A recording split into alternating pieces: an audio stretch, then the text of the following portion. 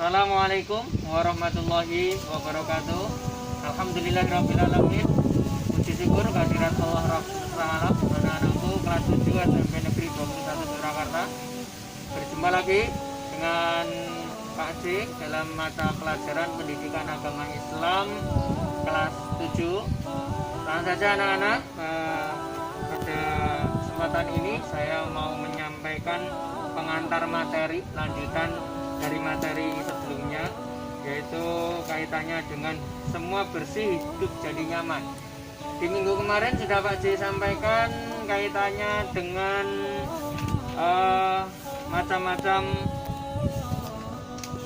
najis dan macam-macam hadas.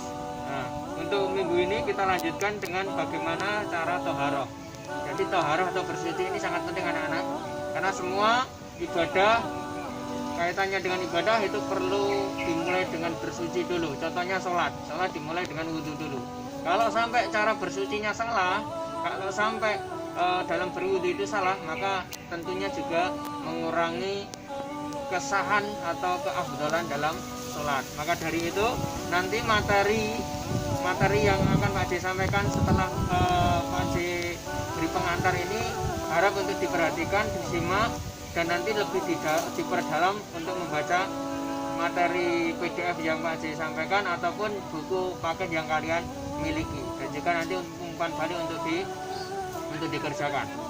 Jadi itu saja pengantar dari Pak J. Intinya toharoh itu sangat penting, bersuci itu sangat penting. Jangan sampai ibadah yang kita lakukan itu tidak sah atau kurang afdal karena cara bersuci kita salah. Seperti itu. Tetap jaga kesehatan, tetap pakai masker, jangan sampai keluar rumah di waktu-waktu jam belajar karena akan ada sweeping dari Satpol PP. Jangan sampai anak-anak kelas 7 SMP Negeri 21 kena Satpol PP, kena sweeping Satpol PP ya. Tuh, ini sengaja Pak J ambil view di sini. Jadi di SMP kita ada galago. Nah, ini cukup teduh sekali tempatnya. Nah, semoga wabah segera berakhir, kalian bisa berangkat ke sekolah, bisa bertatap muka dengan Bapak Ibu guru.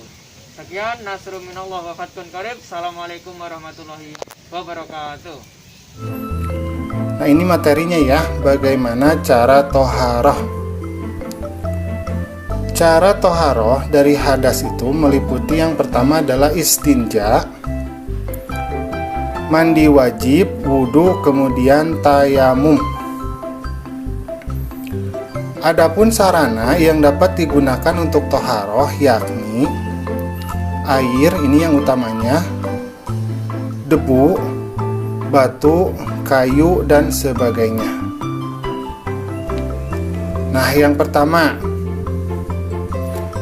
istinja adalah membersihkan najis setelah buang air kecil dan buang air besar. Jadi kalau mau ke kamar mandi kemudian kita membersihkan diri, itu yang dinamakan dengan istinja ya.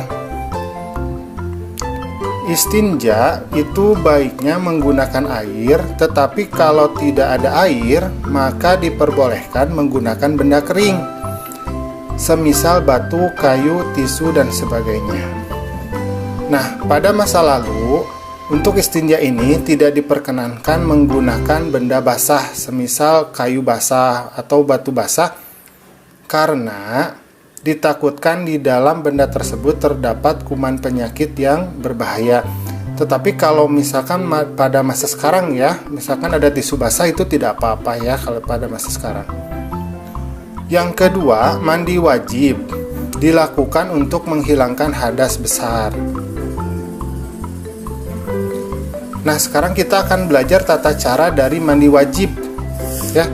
Karena mungkin di antara kalian ini ada yang sudah balik ya, maka kita akan belajar caranya. Yang pertama adalah niat, yang kedua adalah menghilangkan najis. Jadi setelah niat, kamu istinja dulu kalau mau pipis atau BAB ya. Jadi diawalkan, setelah itu dibersihkan ya dengan melaksanakan istinja, kemudian melaksanakan wudhu seperti biasa kamu berwudhu. Nah, yang keempat, membersihkan dan membasuh seluruh tubuh dengan air. Nah, jadi setelah wudhu itu baru kita basuhkan air ke seluruh tubuh.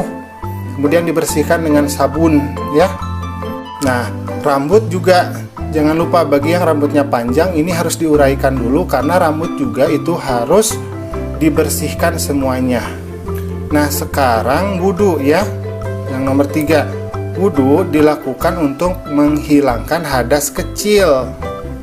Jadi hadas kecil itu adalah keadaan kita tidak suci selepas ya buang air kecil, buang air besar, kemudian kentut ya, atau tidak sadar ya, atau selepas tidur juga itu ya. Nah, rukun wudhu ada 6 ya. Yang pertama niat, yang kedua mencuci wajah, yang ketiga mencuci tangan sampai sikut, keempat membasuh rambut, kelima mencuci kaki sampai mata kaki, keenam tertib. Jadi ini rukunnya, jadi yang wajib dilaksanakan ketika wudhu. Tapi nanti ada beberapa sunahnya. Nah, sekarang sunah wudhu. 1. Mencuci tangan setelah niat. 2. Berkumur-kumur, memasukkan air ke dalam hidung ya, istinyak namanya. Jadi airnya itu bukan hanya dibasuh di bagian luar saja, tetapi dihisap ya. Ini dilakukan sebelum mencuci wajah. Yang ketiga, mencuci telinga ya. Jadi sunahnya mencuci telinga. Kemudian yang keempat, melakukan tiap gerakannya ini sebanyak 3 kali. Kalau 4 kali berarti sudah mubazir ya, terlalu banyak, itu menghabiskan air. 5. Membaca basmalah sebelum berwudu. Jadi sebelum berwudunya, setelah niat kita membaca basmalah dulu. Yang keenam, melebihkan jarak air pada anggota wudu. Jadi maksudnya ketika kita membersihkan anggota badan itu, kita lebihkan jaraknya. Misalkan sampai sikut, mungkin agak sedikit dari sikut ya. Ketujuh, memulai gerakan dari anggota tubuh yang sebelah kanan. Jadi sebelah kanan dulu. Yang kedelapan, menghadap kiblat. Yang kesembilan, berdoa setelah berwudu. Masih hafal ya doanya ya? Kita sama-sama ya. Bismillahirrahmanirrahim. Asyhadu an la ilaha illallah wahdahu la syarikalah wa asyhadu anna Muhammadan abduhu wa rasuluh. Allahumma ja'alni minat tawwabin waj'alni minal mutatahhirin waj'alni min ibadikas sholihin. Itu doanya ya. Nah, sekarang yang keempat, tayamum.